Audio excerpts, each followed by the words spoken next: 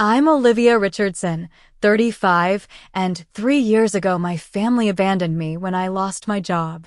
Last Sunday, I was enjoying coffee in the house I purchased alone when the doorbell rang. There stood my entire estranged family with luggage. After 3 years of silence, my brother Michael surveyed my home and said, "You don't even have a family to worry about. We'll take the house." What I did next taught them that the girl they abandoned was gone forever. Before I dive into this wild journey, let me know where you're watching from in the comments. Hit that subscribe button if you've ever had to stand up to family members who took you for granted. And stick around to see exactly how I handled these entitled relatives who thought they could walk back into my life and claim what I built from nothing. 3 years ago, my life looked completely different. I had been working at Market Trend Agency for 5 years, pouring my heart and soul into building my career as a marketing specialist.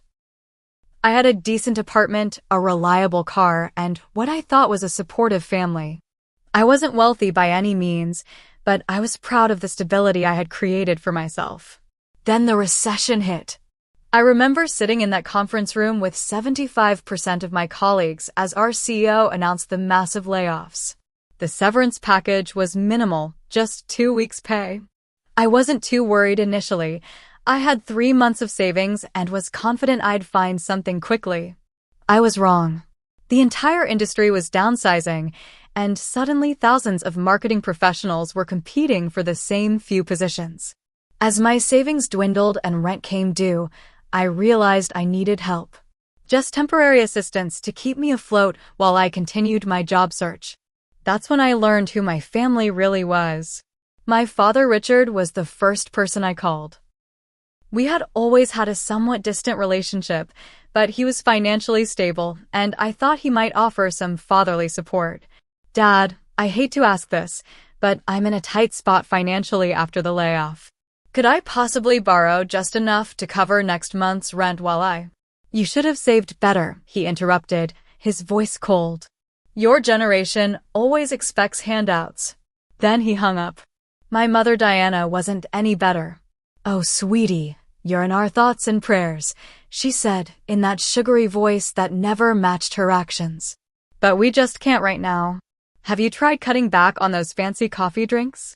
My brother Michael, who I'd helped move 3 times and even loaned money to when he was between jobs, delivered the final blow. "Maybe if you hadn't wasted money on that fancy apartment and designer clothes, you'd have something to fall back on," he said. "Some of us have to be responsible adults." Desperate, I swallowed my pride and asked if we could have dinner at my parents' house to discuss options. That evening became one of the most humiliating experiences of my life. As I explained my situation around their dining table, my sister-in-law Rebecca rolled her eyes. "This is exactly what happens to irresponsible millennials who don't plan ahead," she said, despite being only 2 years older than me. My father checked his watch repeatedly, making it clear my problems were inconveniencing him. My mother suggested that perhaps it was time I found a husband to solve my financial issues. But it was my brother Michael who delivered the line that broke me.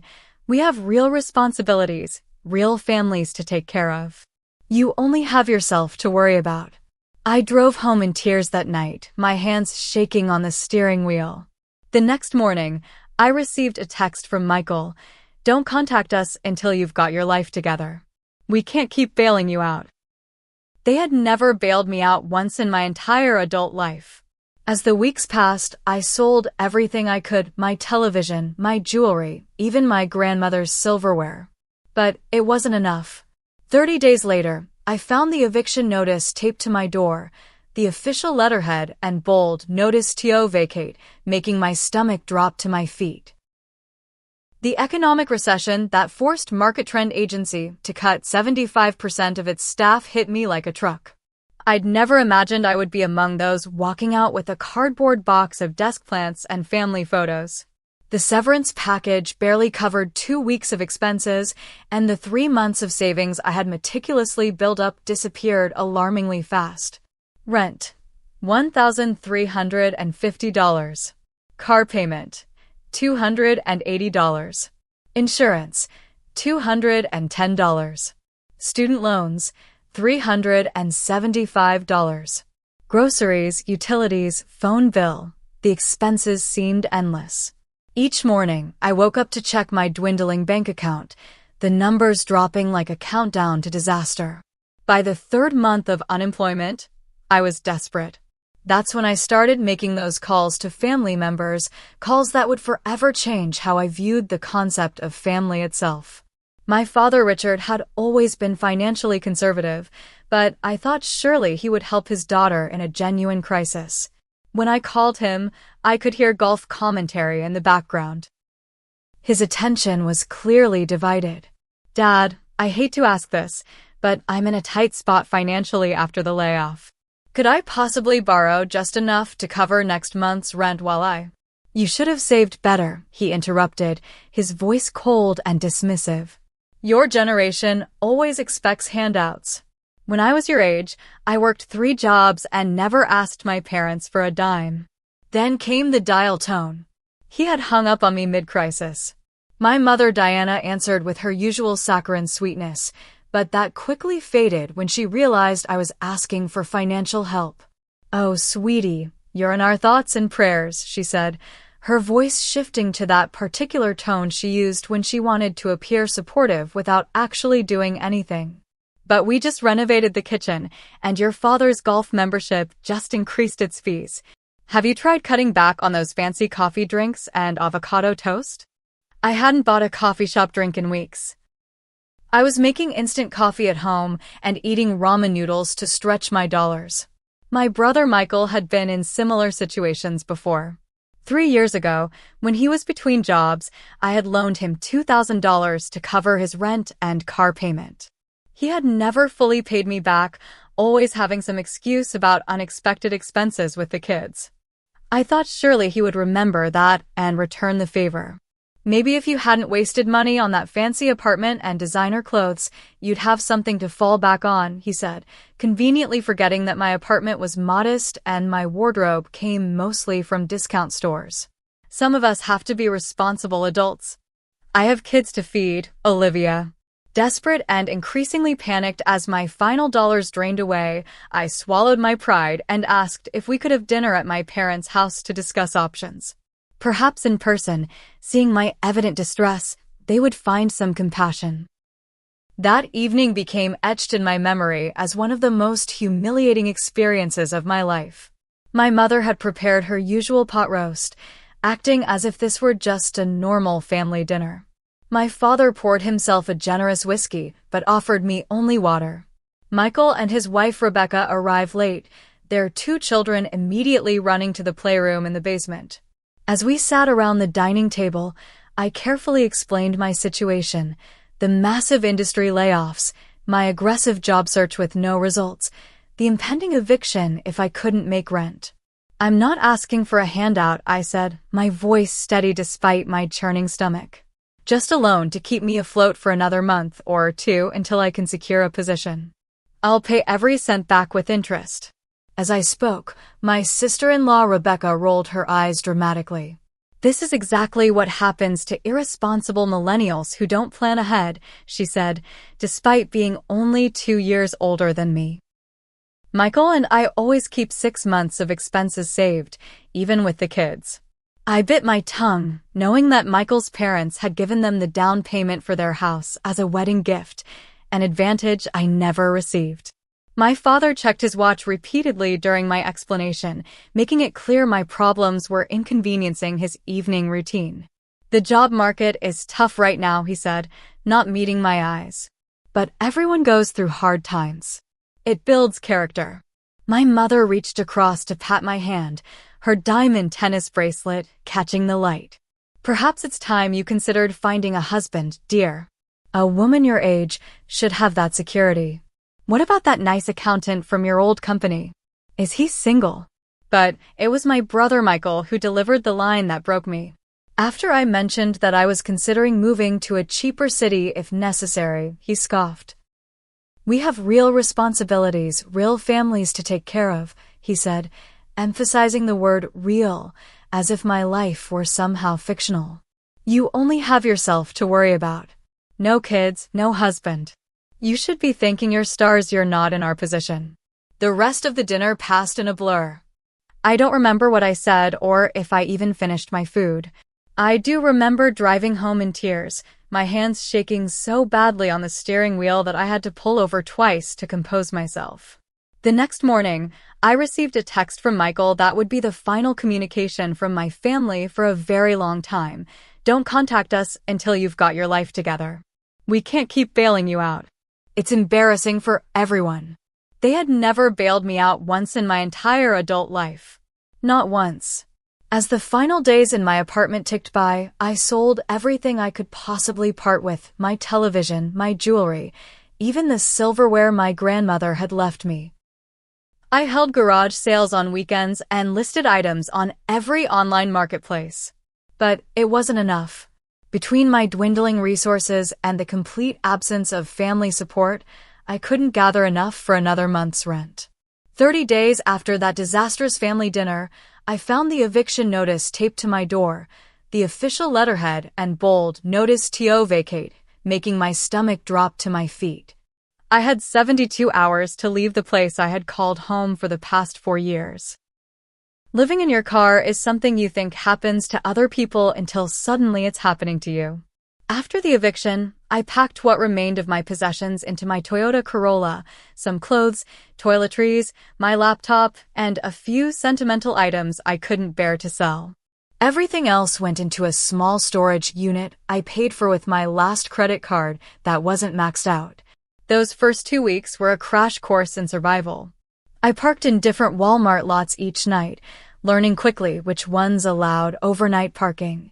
I kept my gym membership active by scraping together the monthly fee, not for fitness, but because it gave me access to showers and a place to brush my teeth each morning. I became an expert at washing my hair in sinks and changing clothes in bathroom stalls without touching the floor.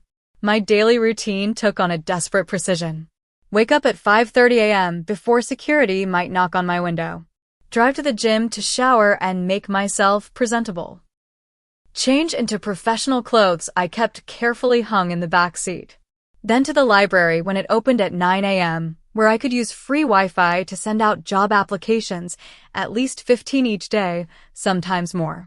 I lived on protein bars, apples, and whatever else I could store without refrigeration. At night, I would recline my driver's seat as far as it would go, cover myself with the only blanket I had kept, and try to sleep despite the constant fear of someone breaking into my car, or worse, discovering I was living in it. The hardest part wasn't the physical discomfort or even the fear. It was the shame. The crushing, suffocating shame of having fallen so far, of having no safety net, of being completely alone in the world. Then came the day that changed everything. I was sitting in the library, submitting my 20th job application of the week, when someone tapped me on the shoulder. I turned to see Marcus Johnson, a former colleague from Market Trends' creative department. "Olivia? I thought that was you," he said, his familiar smile momentarily bringing me back to better days. "How have you been since the layoffs?" I nearly broke down right there. After weeks of putting on a brave face, of pretending to recruiters that I was calling from my home office rather than a library corner, having someone from my old life recognize me was almost too much.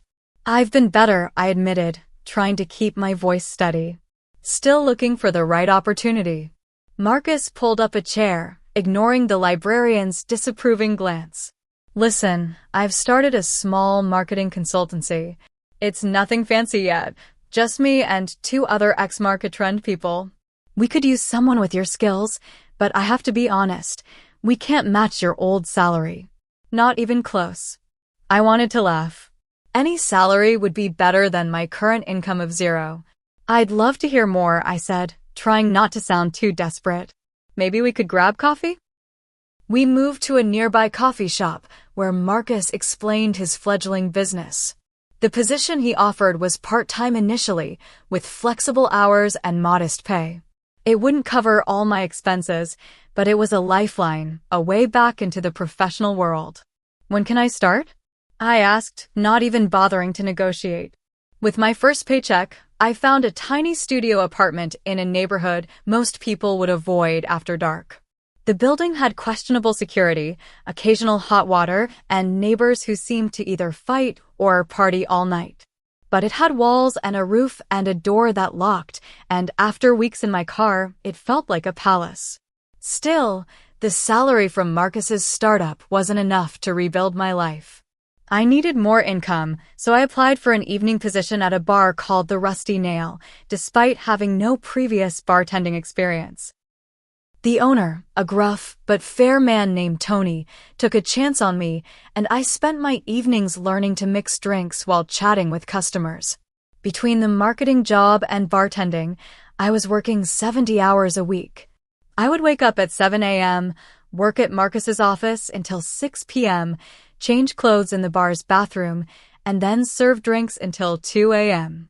I would stumble home, sleep for 4 hours, and do it all again. The physical and emotional exhaustion was unlike anything I had ever experienced. Some nights, I was so tired that I cried while walking home, simply because my body didn't know how else to process the fatigue. It was at the Rusty Nail that I met Stephanie Chin, a law student who bartended weekends to pay for books and living expenses. We bonded over our mutual exhaustion and dark humor about difficult customers. When she mentioned she was looking for a new living situation, I suggested we become roommates to split costs.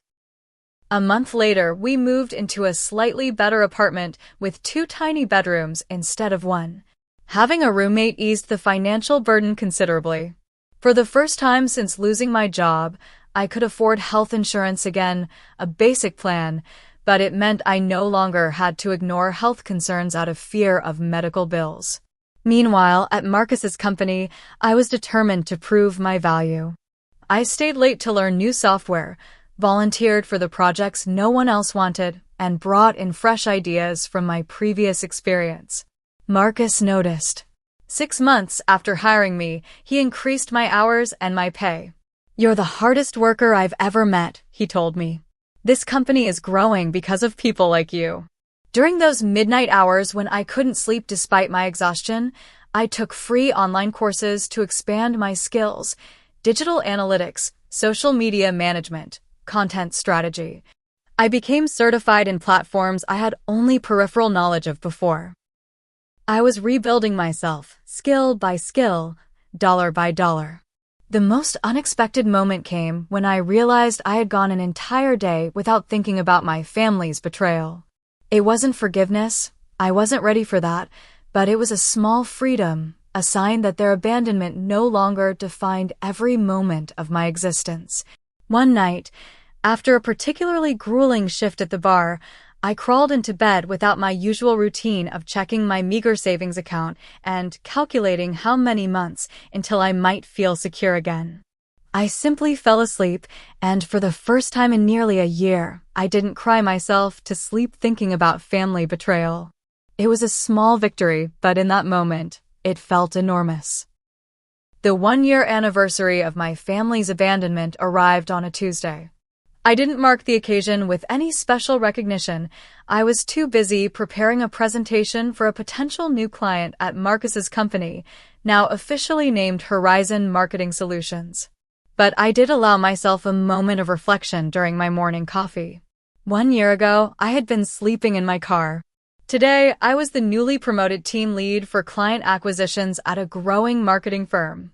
It wasn't where I had expected to be at this point in my life, but considering the journey, it felt like a miracle.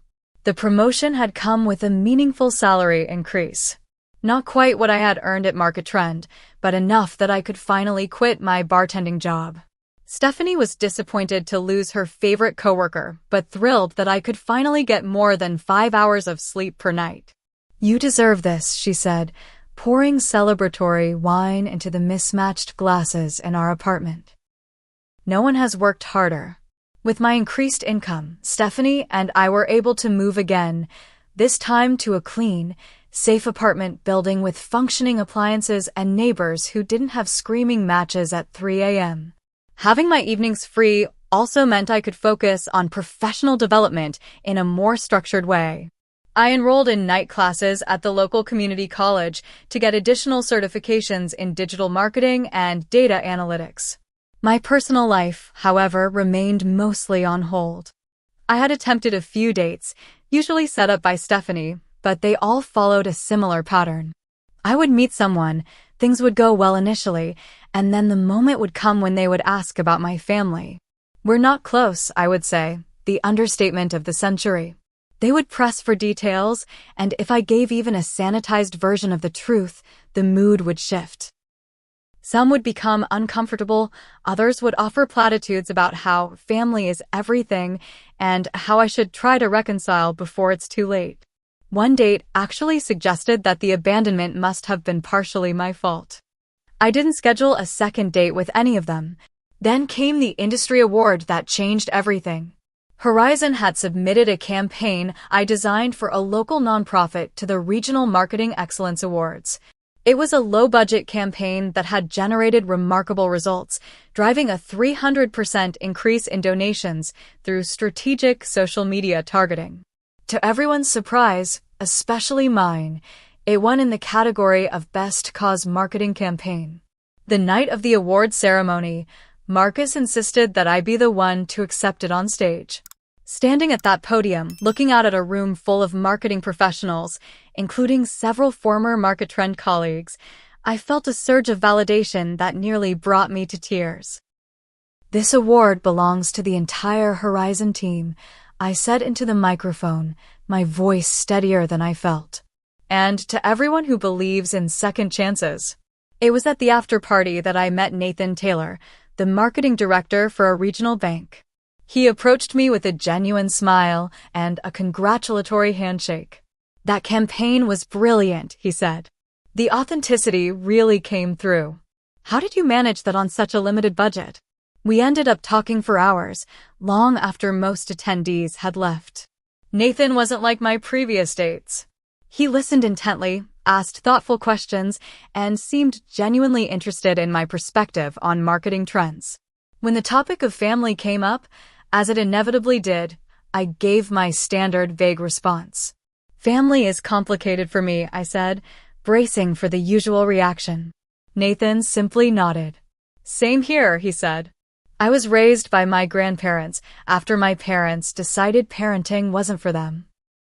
Family is who shows up, not who shares your DNA. For the first time in ages, I felt understood.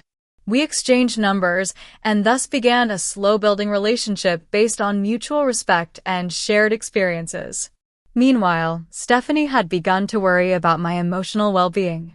"You've dealt with the practical fallout from your family situation," she said one evening. "But have you dealt with the emotional impact?" She was right. I had been so focused on survival and rebuilding my career that I hadn't processed the trauma of being abandoned by the people who were supposed to love me unconditionally. At her gentle insistence, I started seeing a therapist, using the mental health coverage from my new, improved health insurance. Those sessions were brutal at first. Articulating the depth of the betrayal and acknowledging the anger and grief I had suppressed made it all feel fresh again. But slowly, I began to understand that my worth wasn't tied to my family's approval. The breakthrough came during a session 6 weeks in. "Your family's inability to support you speaks to their limitations, not yours," my therapist said. "You've built a support system from scratch. That takes extraordinary strength." As the 2-year mark approached, Horizon Marketing Solutions had grown to a team of 15 people, and I had been promoted to senior management with another substantial raise. Marcus had become not just a boss, but a mentor and friend. The client list had expanded to include several major regional businesses, and we had moved to larger offices downtown. With my financial situation finally stable, I began to consider something that had seemed impossible during those dark days in my car: buying a home. The thought of having a space that was truly mine, that couldn't be taken away by an eviction notice, was powerfully appealing. The house hunting process was an emotional roller coaster. The first property I toured had serious foundation issues hidden beneath fresh paint.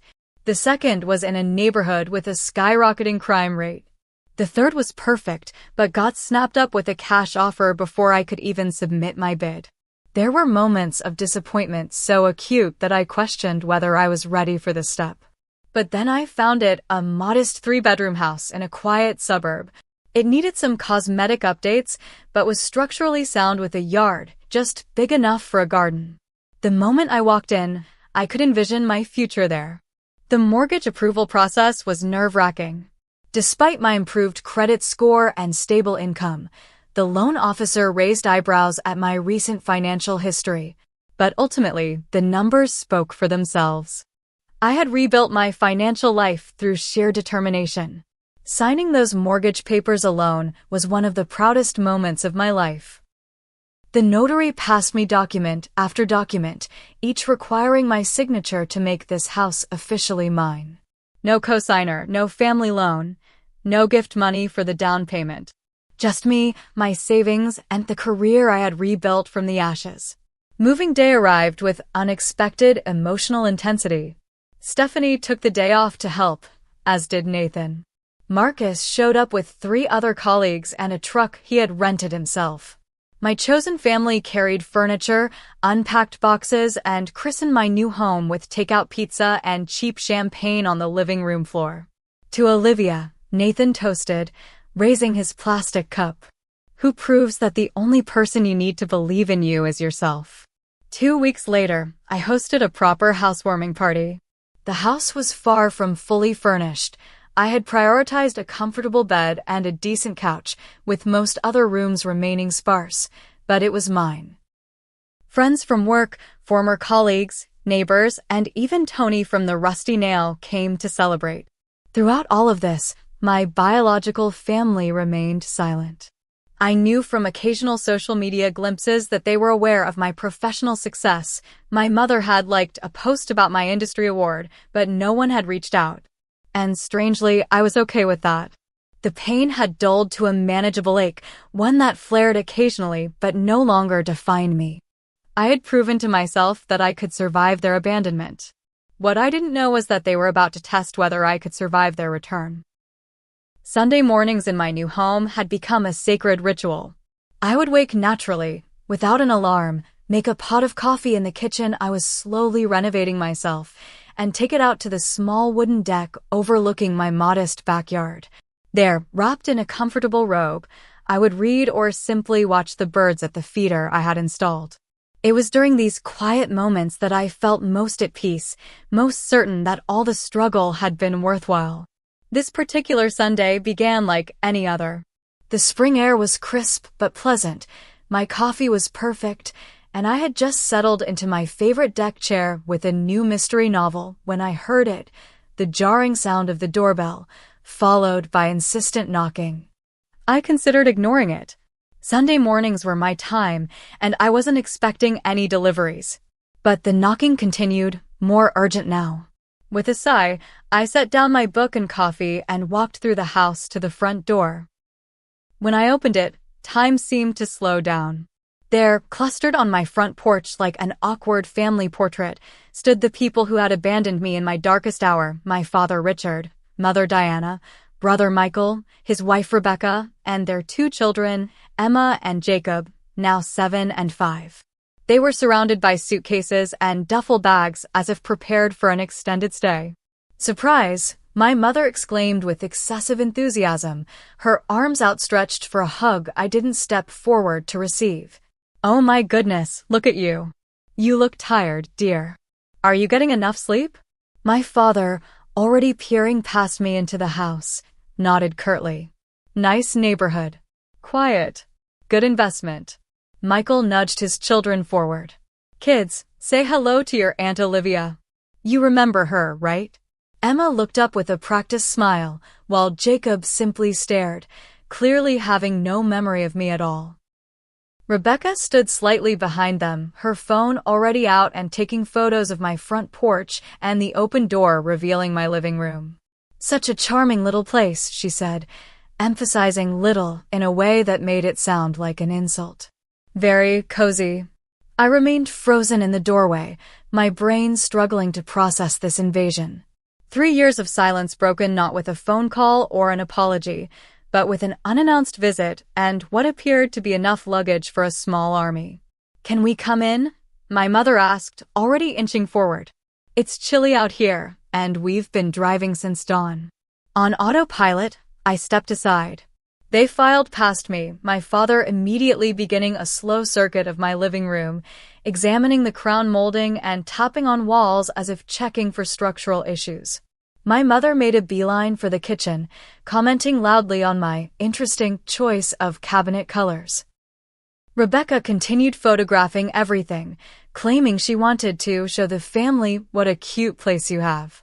Michael's children required no invitation to make themselves at home. They ran through the house, opening doors, touching everything from my bookshelves to my laptop, their footsteps thundering up the stairs to explore the bedrooms. "Jacob, Emma, be careful up there," Rebecca called half-heartedly, making no actual move to supervise them. I followed the children upstairs, alarmed at how quickly they had disappeared into my private spaces. I found them jumping on my carefully made bed, shoes still on. "Please don't do that," I said, trying to keep my voice calm and authoritative. "That's my bed." "Mommy says this is going to be our room," Emma announced, continuing to bounce. "I get the big bed because I'm older. Jacob has to sleep on a mattress on the floor." Before I could process that statement, I heard Jacob in the spare bedroom, which I had set up as a home office. "This is gonna be my playroom," he shouted, already pulling books from the small bookshelf. I guided them both downstairs, where the adults had assembled in my living room. My mother had made herself at home on my couch, my father had helped himself to coffee from my pot, and Michael was examining the framed certificate of my marketing award on the wall. "Marketing, huh?" he said, as if we were having a casual catch-up after a brief separation. "Always knew you'd stick with that. Paying the bills, okay? Why are you here?" I finally managed to ask, the question coming out more bluntly than I had intended. There was an awkward pause before my mother jumped in with forced cheerfulness. "Can't family visit family? We've missed you, sweetie. And when we saw those posts about your new house, we just had to come see it for ourselves."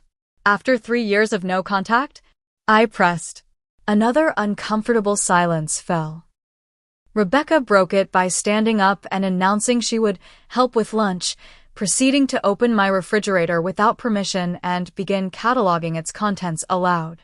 "You don't have much food for guests," she called from the kitchen. "Just some vegetables and yogurt.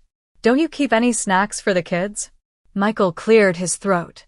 "Look, Olivia, we've had some financial setbacks recently." My father jumped in. "The market hasn't been kind to my investments. The retirement fund took a hit." He said this as if it explained everything about their sudden appearance. My mother reached for my hand, which I subtly moved away. "We've all been under so much stress lately. Michael's situation especially has been difficult." Michael looked uncomfortable but continued. "I lost my job about 6 months ago.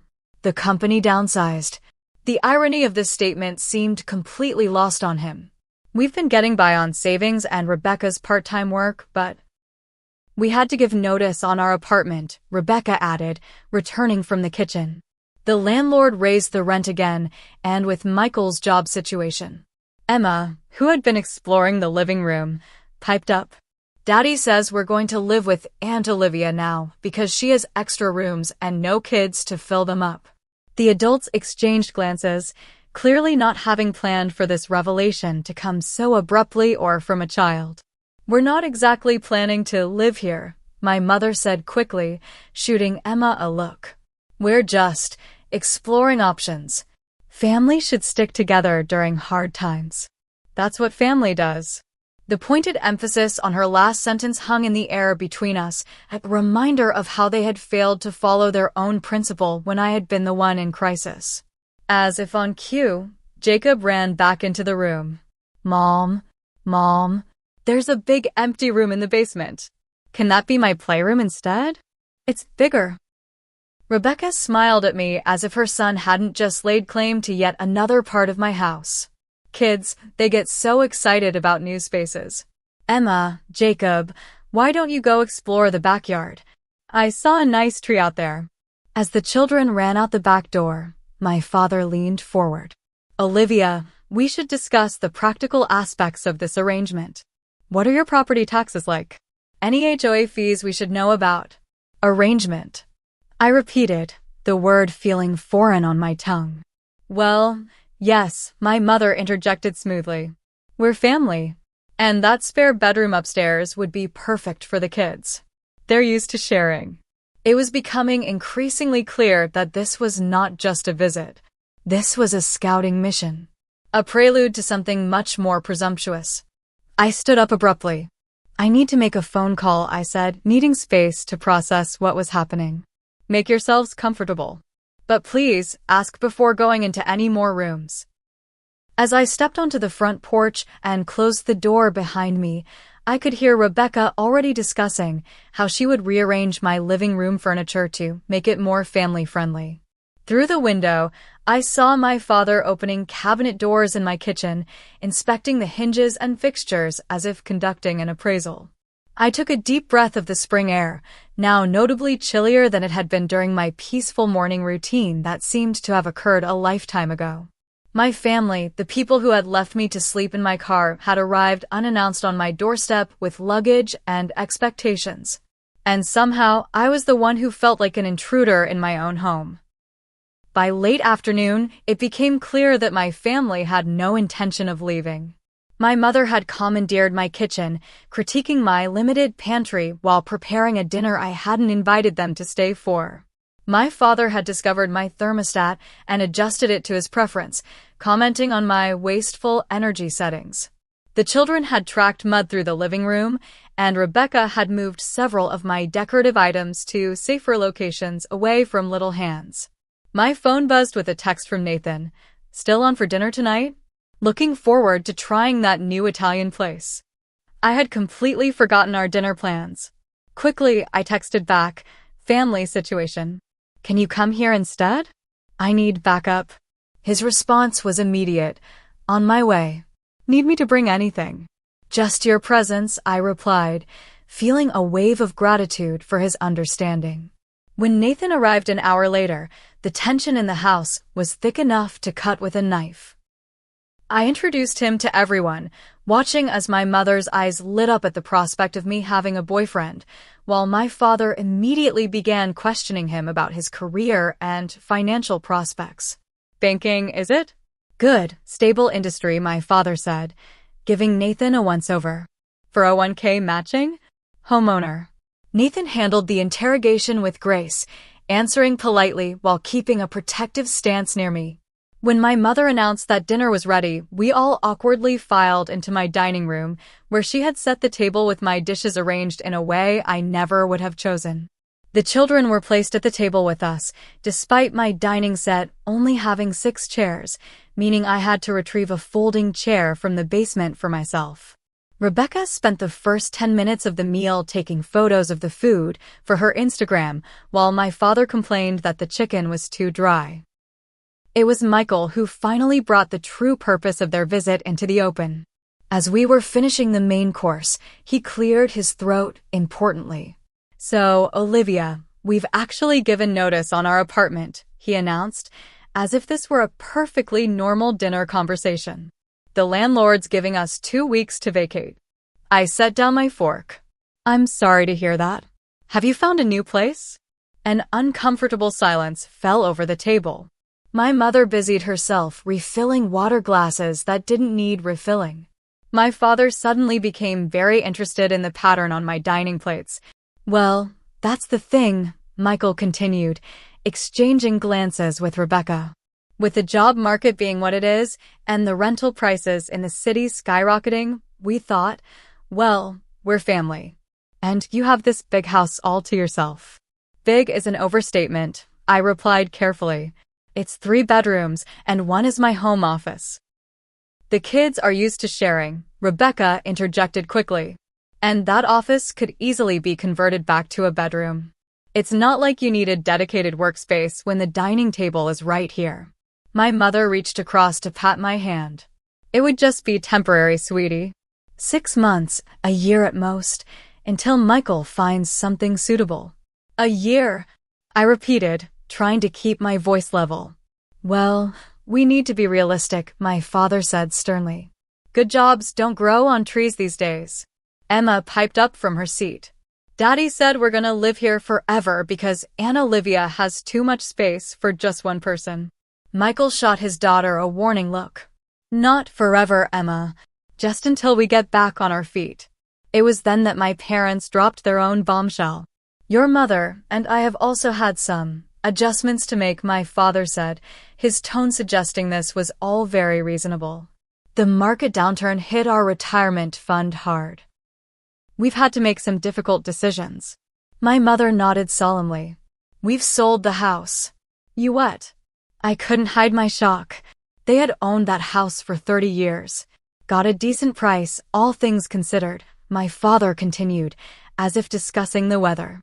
But the closing is in 3 weeks, and the condo we're looking at won't be available for at least 6 months. The implications hung in the air like a storm cloud. My father cleared his throat. So we'll need somewhere to stay in the interim. Here, I stated rather than asked, finally understanding the full scope of their plan. Well, of course here, my mother said, as if it were the most natural thing in the world. Where else would we go? Hotels are expensive, and you have all this room. We thought you could take the basement, my father added helpfully. It's finished, has that small bathroom. You could make it quite cozy. You want me to move into my basement, I repeated slowly, so that you can have my bedroom. It makes the most sense, Rebecca chimed in. The master bedroom has the ensuite bathroom, which would be perfect for Richard and Diana. Michael and I could take the second bedroom, and the kids would have the third. The basement would give you privacy. Nathan, who had been silently observing this entire exchange, placed his hand over mine under the table, a small gesture of support that kept me from exploding. Plus, Michael added, delivering the line that would forever change our relationship, it's not like you even have a family of your own to worry about. No husband, no kids. Just you. We have actual responsibilities. A stunned silence fell over the table. Even my mother seemed to realize he had crossed a line. But Michael, oblivious or uncaring, continued. I mean, let's be realistic. You owe us, Olivia. We raised you, put you through college. Now it's your turn to help the family. Before I could respond, my phone rang. It was my Aunt Margaret, my father's sister. Grateful for the interruption, I excused myself to answer it in the kitchen. Olivia, darling, Aunt Margaret exclaimed. I just wanted to call and thank you personally. Your father told me about your generous offer to take everyone in during these hard times. It's so wonderful to see family coming together like this. I gripped the counter for support. Did he now? Yes, he called everyone this morning. We're all so proud of you for stepping up. I told Cousin Jeffrey, and he said it restored his faith in the younger generation. Oh, we're planning a family reunion this summer. Now that everyone's in one place, it would be the perfect opportunity. Your house has a big backyard, right? I ended the call as politely as I could and returned to the dining room, where the conversation had moved on to which of my furniture pieces should be put in storage to make room for theirs. The sofa will have to go, Rebecca was saying. It's not really child-friendly, and our sectional is much more practical for family gatherings. My mother nodded. And that dining set only seats 6. We'll need something larger. We can bring our king bed, my father added. Much better than that queen you have upstairs. I stood in the doorway, watching this bizarre scene unfold in my home, these people who had abandoned me now planning to displace me from the life I had built without them. They were speaking about my home, the home I had purchased with money I earned through countless hours of hard work after they left me to sleep in my car, as if it were communal property. Michael noticed me standing there and smiled, misinterpreting my silence as acquiescence. Oh, and we'll need copies of your house keys. We're planning to start moving some things in tomorrow while you're at work. I felt Nathan's hand slip into mine, grounding me as the room seemed to spin. My family, the people who should have been my safety net, but instead had let me fall, were now assuming they could claim the life raft I had built for myself. And the most shocking part? They saw absolutely nothing wrong with this. In their minds, this was simply how family worked, taking what they needed when they needed it, regardless of past behavior or current boundaries. They expected me to give up my home, my privacy, my independence, everything I had fought so hard to rebuild, because family comes first. The same family that had told me not to contact them until I got my life together now wanted to move into the life I had created without them. The audacity was breathtaking. "I need some time to process all this," I said finally, my voice calmer than I felt. "It's getting late, and this is a lot to take in. Perhaps you should check into a hotel for tonight, and we can discuss it further tomorrow." My mother looked affronted. "A hotel? But we've been driving all day. We thought we'd stay here tonight." "I'm not prepared for overnight guests," I replied firmly. "I have an early meeting tomorrow, and I need my rest." After some protest, primarily from my parents about the unnecessary expense of a hotel, they finally agreed to leave. My father asked pointed questions about nearby affordable accommodations, making it clear he expected me to foot the bill. I recommended a reasonably priced hotel a few miles away, carefully avoiding any commitment to paying for it. As they gathered their things, though notably leaving 2 of their larger suitcases in my entryway, to save space in the car, Michael pulled me aside. "Think about it practically, Olivia. This arrangement makes sense for everyone. You have the space, we need it. That's what family does." I simply nodded, not trusting myself to speak without unleashing 3 years of pent-up rage and hurt. Nathan helped usher them out, his presence a steady support as they finally drove away, promising to return in the morning to continue the discussion. The moment their car disappeared down the street, I collapsed onto my couch, the full weight of what had just happened crashing down on me. Nathan sat beside me, his arm around my shoulders. "Are you okay?" he asked, concern evident in his voice. "No," I admitted. "I'm not. Did that really just happen? Did my family really just show up after 3 years of silence and try to take over my house?" "They did," he confirmed. "And they seemed to think it was perfectly reasonable." I grabbed my phone and called Stephanie, my fingers shaking so badly I had to try twice to dial correctly. "Emergency," I said when she answered. "Can you come over?" "Family crisis."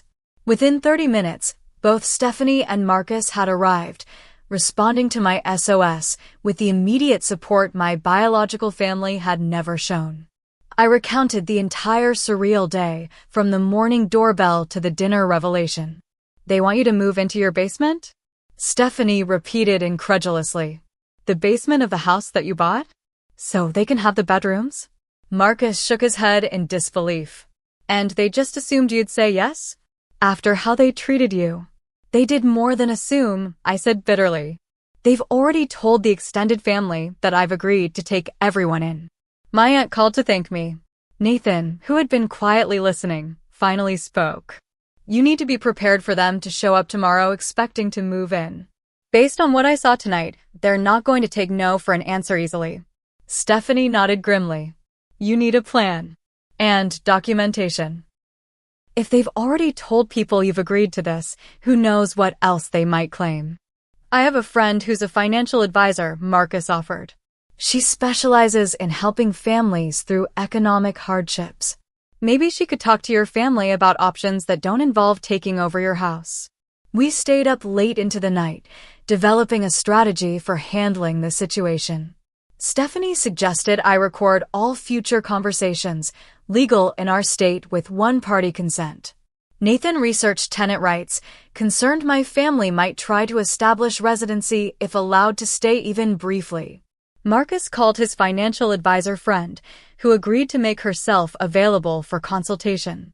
As my support team finally left around midnight, with promises to remain on standby the next day, I found myself alone in the quiet of my home.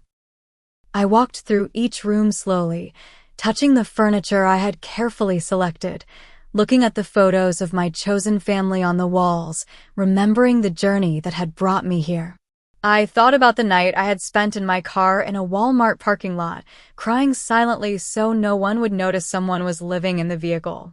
I remembered the humiliation of washing my hair in a gym sink, of changing clothes in public restrooms, of pretending to recruiters that I was calling from a home office rather than a library corner. I recalled each small victory: the first paycheck from Marcus, the tiny studio apartment, the promotion, the industry award, the mortgage approval. Each step had been a testament to my resilience, each achievement built entirely through my own efforts, without a single dollar or word of encouragement from the people who now expected to reap the benefits. Sleep eluded me that night. Instead, I sat at my kitchen table with a legal pad, methodically documenting every detail of my family's abandonment 3 years ago. I found and printed old text messages, including Michael's final one telling me not to contact them until I got my life together. I wrote down verbatim the cruel things they had said at that last family dinner before cutting me off. By morning, I had made my decision. I texted my family to come over at noon for a discussion about arrangements. Their response was immediate and enthusiastic, with my mother adding that they would bring some measurements for furniture placement. I spent the morning preparing my home for the confrontation. I moved valuables and sentimental items to my bedroom and locked the door. I set up my laptop to record audio discreetly. I made a single pot of coffee but didn't prepare any food. This would not be a social visit. At 11:45, Nathan texted that he, Stephanie, and Marcus were parked down the street, ready to come in if needed. Their support gave me the final boost of courage I needed. When my family arrived at noon, they came with even more luggage than before, plus several boxes marked kitchen and bedding. They filed in with the confidence of people who believed the deal was already sealed, my father immediately directing Michael on where to put the boxes. Before we go any further, I said, my voice steady, I'd like everyone to sit down in the living room. We need to have an important conversation.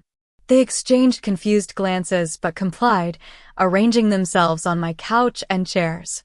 Emma and Jacob were sent to play in the backyard, with Rebecca keeping watch through the window. I remained standing, drawing strength from the knowledge that my true family, the people who had actually supported me, were just a text away. 3 years ago, I lost my job during massive company layoffs. I had 3 months of savings, which quickly ran out as I searched for new employment in a saturated market. When I realized I was in serious financial trouble, I reached out to each of you for help. My mother shifted uncomfortably. My father checked his watch. Dad, I continued, looking directly at him, when I called you, you said, and I quote, you should have saved better. Your generation always expects handouts. Then you hung up on me.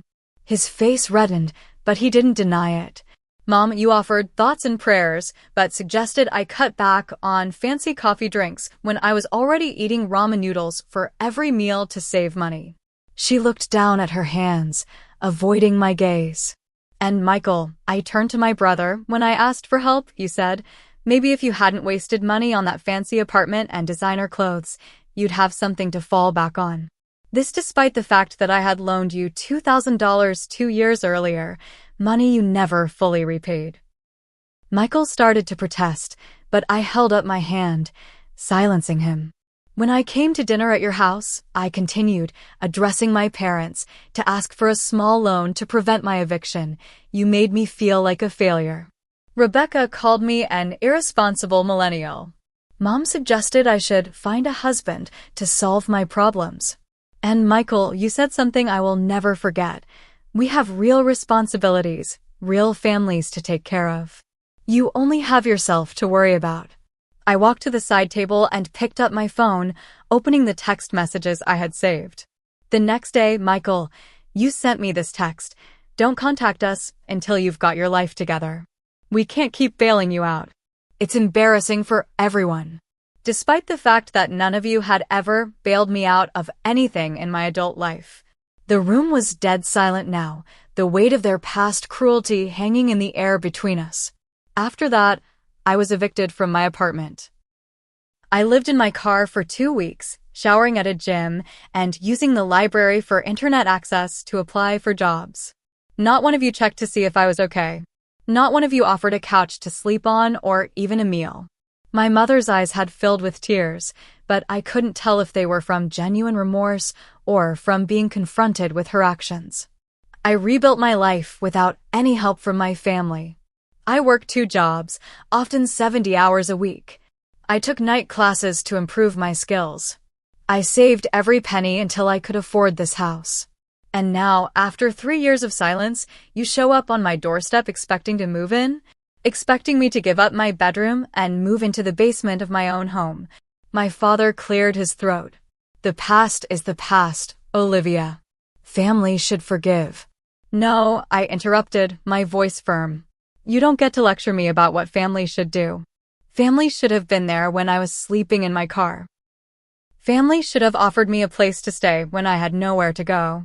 You will not be moving into my home. The shock on their faces would have been comical if the situation weren't so painful. But where are we supposed to go?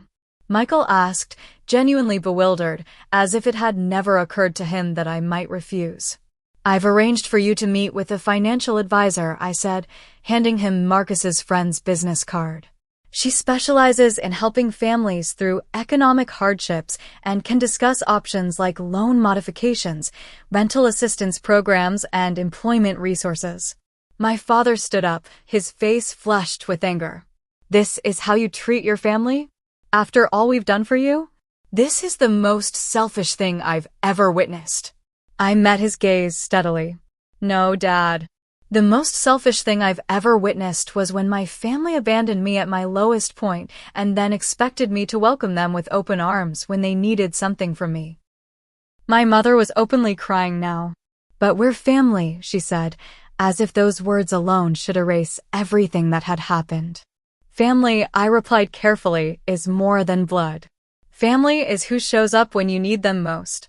And I've built a family of my own, people who support me, who value me, who would never leave me to sleep in my car and then expect to claim my home. As if on cue, there was a knock at the door. I opened it to reveal Nathan, Stephanie, and Marcus, right on time as planned. These are the people who helped me when you wouldn't, I said, as they filed in to stand beside me. The people who celebrated my successes instead of only showing up to benefit from them. They are my family now. Michael's face contorted with anger. You'll regret this. I'll make sure everyone in the extended family knows how you turned your back on us. Feel free to tell them everything, I replied calmly. Make sure you include the part where you abandoned me when I lost my job and how you expected me to give up my home to the same people who left me homeless. I walked to the entryway and picked up the house key I had spotted on my father's keyring earlier, the emergency key I had given my mother years ago. I'll need this back, I said, holding out my hand. After a moment's hesitation, my father removed it from his keyring and dropped it into my palm. Now, I concluded, I'd appreciate it if you would gather your things and leave my property. You're welcome to take the financial advisor's information, but your housing crisis is not my responsibility to solve. The next half hour was tense and awkward as they collected their boxes and suitcases, my father muttering about ungrateful children, while my mother alternated between tearful pleas and guilt-inducing sighs. Michael refused to speak to me at all, directing his children to the car with stony silence. Rebecca, perhaps the most pragmatic of the group, quietly took the financial advisor's card when the others weren't looking. As they finally drove away, Stephanie put her arm around my shoulders. You okay? I took a deep breath, feeling a strange mixture of grief and liberation. I will be, I said. For the first time in a long time, I think I really will be. The girl they had abandoned needed them desperately. The woman I had become did not. The days following my family's departure were surprisingly turbulent. I had naively assumed that once I stood my ground, the matter would be settled. Instead, my phone became a battleground of emotional warfare. My father called repeatedly, his messages oscillating between anger, "You've made a huge mistake that you'll regret for the rest of your life," and clumsy attempts at negotiation. We could pay a small amount of rent after the first 6 months. My mother's approach was pure emotional manipulation, leaving tearful voicemails about how she couldn't sleep knowing her baby girl was so cold-hearted. Michael took to social media, posting vague but pointed comments about selfish siblings and the death of family values, carefully crafted to make me the villain without providing any context. But there were unexpected allies as well. My Aunt Martha, my mother's sister who had always been the family rebel, called me directly. "I heard what happened," she said without preamble. "Your mother is telling everyone you threw them out on the street after they came to you in their time of need." I braced myself for more criticism, but instead, Martha surprised me. "I told her she was full of it," she continued. "I remember how they treated you during your unemployment. I wanted to reach out then, but your mother insisted you wanted space to figure things out. I should have known better, and I'm sorry." That conversation was the first crack in the family narrative that I was the unreasonable one. Within days, my cousin Edward called too, offering a more balanced perspective. "Look, I'm not taking sides," he said carefully. "But I know there's more to the story than what Uncle Richard is telling everyone. If you ever want to grab coffee and talk, I'm around." These small gestures of understanding meant more than they could know. They were acknowledgments that my experience was valid, that the abandonment I had suffered wasn't something I had imagined or exaggerated. Meanwhile, the family members who had actually earned that title surrounded me with support. Nathan came over almost every evening, sometimes just to sit quietly with me as I processed the emotional aftermath. Stephanie brought over ridiculous comedies and ice cream, declaring mandatory laughter therapy. Marcus checked in daily, making sure the family drama wasn't affecting my work performance and assuring me I could take time off if needed. 2 weeks after the confrontation, we gathered at my house for what Stephanie dubbed a chosen family celebration dinner. As we sat around my dining table, the one my mother had deemed too small for real family gatherings, Nathan raised his glass in a toast. "To Olivia," he said, his eyes meeting mine with warmth and admiration. "Who taught me what real courage looks like." Standing up to family is harder than standing up to strangers, and you did it with grace and strength. Marcus nodded in agreement. "Which is exactly why I'm officially offering you a partnership position at Horizon. The company wouldn't be where it is today without your contributions, and it's time that was reflected in your title and compensation." I nearly choked on my wine. "A partnership? Are you serious?" "Dead serious," Marcus confirmed with a grin. "We can discuss the details on Monday, but I wanted to tell you now, surrounded by people who appreciate your value." Stephanie clapped her hands excitedly. "And with that increased income, I have a suggestion, a chosen family vacation. We all need a break, and I've been researching beach houses big enough for 4. The contrast couldn't have been more stark. My biological family had seen me as nothing more than a convenient solution to their problems, a resource to be used. My chosen family saw me as someone worth celebrating, worth investing in, worth building a future with. Over the next 3 months, I established careful boundaries with those family members I chose to maintain contact with. Aunt Martha and I began meeting monthly for lunch, building a relationship based on mutual respect rather than obligation. Cousin Edward and I occasionally exchanged texts, keeping the connection casual but friendly.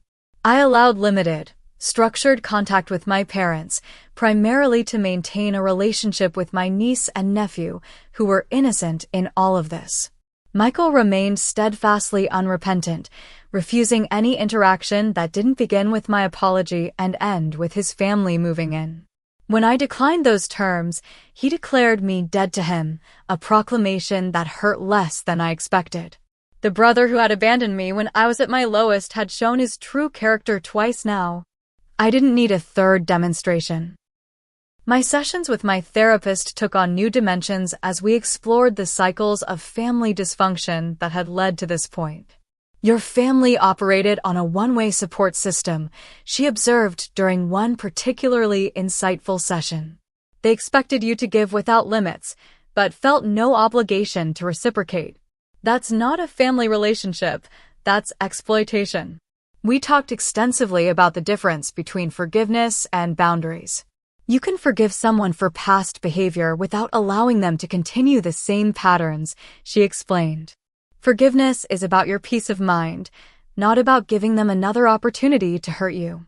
These insights helped me process the lingering guilt I sometimes felt for turning my family away. The voice in my head that whispered, "But their family," grew fainter as I strengthened my understanding of what healthy family relationships should look like. With the emotional turmoil gradually settling, I turned my attention to my home, the symbol of my independence and resilience. I began redecorating in earnest, no longer constrained by the possibility of having to accommodate others' preferences. I painted the spare bedroom a bold teal color that my mother would have hated. I installed bookshelves along an entire wall of my living room, displaying my collection proudly rather than hiding it away as my father would have insisted. Every change, no matter how small, was an affirmation. This space is mine. I earned it. I deserve it. The ultimate act of reclamation came 3 months after the confrontation. I was updating my emergency contact information for a routine medical procedure when I realized all my official forms still listed Richard Richardson, father, as my emergency contact, the same man who had hung up on me when I called for help. Without hesitation, I crossed out his name and wrote instead, Nathan Taylor, Stephanie Chin, Marcus Johnson, listing all 3 with their contact information. The receptionist raised an eyebrow at the multiple names. Usually people just put one person, she noted. I'm lucky, I replied. I have a whole family I can count on. As I drove home that day, I reflected on the journey that had brought me here. 3 years ago, I had been abandoned by the people who should have loved me most, left to rebuild my life from nothing. The pain of that betrayal had been nearly unbearable at the time, a wound so deep I thought it would never heal. But in that darkness, I had discovered a profound truth. Family isn't defined by blood or obligation. It's defined by love, by support, by showing up when it matters most. The people who had earned the right to be called my family weren't those who shared my DNA, but those who shared my values, who celebrated my successes, who held me up when I stumbled. My house, my home, stood as testament to that truth. It wasn't just walls and a roof. It was a physical manifestation of my resilience, my independence, and the new life I had built for myself. A life surrounded by people who truly deserved to be called family. The girl my biological family had abandoned needed them desperately. The woman I had become did not. And in that transformation lay the greatest victory of all. I want to hear from you now. Have you ever had to set difficult boundaries with family members who took advantage of your kindness? What helped you stay strong in the face of emotional manipulation? Share your experiences in the comments below, and let's support each other through these challenging family dynamics. If this story resonated with you, please hit the like button and subscribe to my channel for more authentic conversations about family, boundaries, and personal growth. And if you know someone who might need to hear this message of empowerment, share this video with them. Remember, you deserve to be surrounded by people who value and respect you. Sometimes the family we choose is more powerful than the family we're born into. Thank you for being part of my journey, and I wish you strength and clarity in your own.